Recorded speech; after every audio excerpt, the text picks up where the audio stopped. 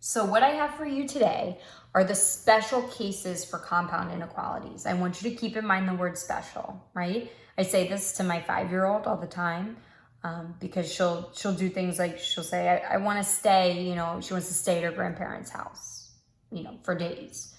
And I'm like, if you did, you wouldn't find it special anymore, right? In order to be special, it has to be unique. So keeping that in mind, these problems do not pop up all the time, right? They are rare. In order to be called special, they should probably be very rare. So I just want you to keep that in mind. What we talked about yesterday, all of those things that we discussed yesterday, the idea that an and problem is a sandwich and it is shaded in the middle, and an or problem is not a sandwich and it shades out. That is how 95% of compound inequalities look. But that will not be the case for today. So I'm going to give you some examples, and we're going to take those answers and the words that are used in them, and we're going to sort of reason through where the answers make sense. Okay? So I'm going to solve each of my inequalities. This part should be very easy. A lot of them are one-step inequalities, and they repeat. I don't want to focus in this video. My focus is not the solving. My focus is the result and analyzing it. So most important thing is that you pay attention to the inequality symbols, because that's the part that is going to change problem to problem, and the word, whether it's an and or an or. Making sure you copy that and bringing that down. So here's the part you're not going to like about these special cases. What's going to happen when you do these problems is you're going to start to graph them, because this answer looks just like all the answers yesterday that were problems, and I can't tell that it's special yet. It's not until you get it on the graph and you start to think about where the answers are that would fit this inequality statement, this or statement, and you start to see that it's very different than what the or statements read yesterday. And how do I come up with these numbers and where are they going to lie? You have to be able to think about it and analyze it. You have to be willing to do a preliminary graph, is what I call it. So I start to draw my graph. I put my smaller number to the left, my bigger number to the right. I do my open or closed dots, and I just start to think about this. Numbers that are bigger than 10, right, would be everything this way. And numbers that are smaller than 14 would be everything that way. If it's an and problem, like the and problems we saw yesterday, then we would shade that in between region, because it would only be numbers that fit both statements, both bigger than 10 and smaller than 14. This says or, this doesn't say and. They don't have to both be bigger than 10 and smaller than 14. They just have to be one or the other. So if I take a number like 15, 15 is bigger than 10. So it fits the entire or statement. If I take a number like 9, 9 is smaller than 14. So it fits the entire or statement. If I pick a number like 12, 12 is bigger than 10, right? It's also smaller than 14. So it fits the entire or statement. So what I end up realizing is that because I have this or language, but I have inequalities that overlap, I end up with a graph of the entire number line, which is called what again? All reals. Any number, and this is your answer to number 1, that together, that's your final answer. This is a preliminary graph, and this is a preliminary solution to the inequality as well. Any number on that number line is going to fit the original inequality in red because it was an or statement. So a number is either going to fit the first one, it's going to fit the second one, or maybe it fits both. So it satisfies that or statement. So any number will fit. Let's try number 2. You'll get used to these as you do them as well. Again, in terms of the solving, it's going to look the same. The or and may change, and the greater than or equal to symbols may change. So just be on the lookout. I get the same numbers as I did before. I'm going to build my preliminary graph.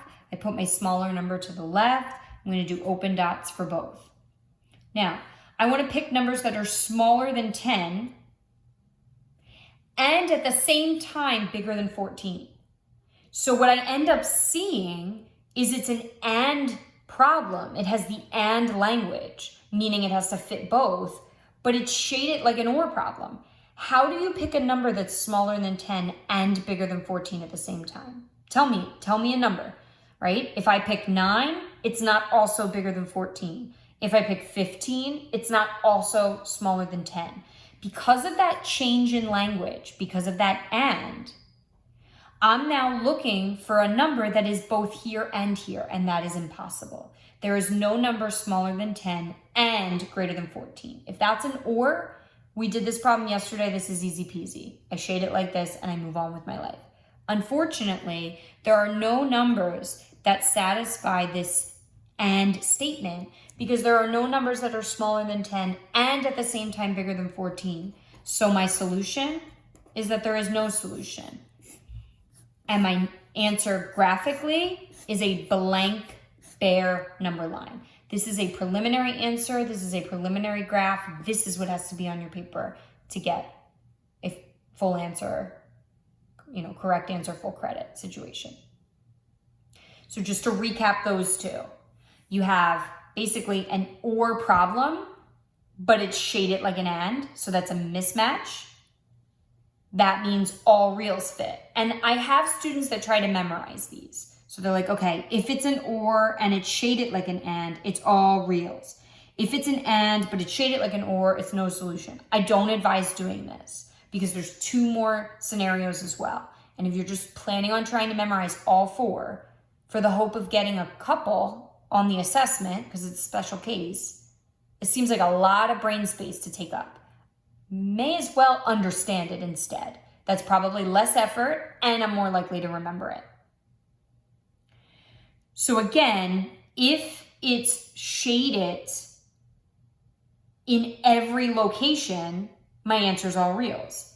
If I can't possibly shade because I have an and language, but I have 2 totally different locations of where I should be pulling these numbers from, I can't pick numbers that are here and here. So it's a no solution. Your best bet is to conceptualize where the answers are, not to memorize. I do not advocate memorizing much when it comes to mathematics. And most people would probably say the opposite. Math is all memorization. That's why you don't understand it. You can't memorize that much information, right? So again, the solving is not changing. I'm going to get x less than 10 this time and x less than 14, and I have an and. So what you'll notice, hopefully you see, it's an and, but when I go to do my preliminary graph, what's weird about it is that they're both less thans. So it's like, okay, I'm smaller than 10 and I'm also smaller than 14. So again, think about that and. Where are the numbers smaller than 10 and smaller than 14? I find these 2, number 3 and 4, these examples to be more difficult than the last 2. I think the no solution is the easiest one to see visually. I think all reals is probably next. And then I think these 2 are a little tougher. So my suggestion to you, pick a test value. Pick a number like 9, right? Something in this region. You want to see it as 3 different regions. Pick a number in each. Pick a number like 9. Is 9 smaller than 10 and smaller than 14? Yes. Pick a number here like 12. Is 12 smaller than 10 and 14? No. It's smaller than 14, but it's not smaller than 10, and it's an and, which means it has to fit both. Hopefully you understand that you should not be picking anything here, but just for kicks, if I pick 15, is 15 smaller than 10 and 14? No, it's not smaller than either. So the only region that should be shaded is the area less than 10. Again, these are preliminary answers. You have to now rewrite. The only values that worked were ones that were smaller than 10. So I am going to rewrite my answer and re-graph my solution. So what ends up happening is, even though it's a compound inequality, because of the way it played out, I end up only getting that one inequality answer and that one number graphed, because it's only the numbers left of 10 that will fit the AND statement. We're going to see something somewhat similar occur for number 4. So again, I'm going to get 10, I'm going to get less than 10 or less than 14. So same as last time, but I'm changing it to an or instead of an and. So again, understanding how that language changes things. Also, probably not going to be the same as the last result. Just a thought, but I'm not going to rely on that. I'm going to use that to help me, but it's not going to be what I rely on. I want to be smaller than 10 or 14. I don't have to be both. I can be, but I don't have to be. Again, hopefully you can see 15 doesn't fit either, right? It's not smaller than 10. It's also not smaller than 14, so it should not be shaded.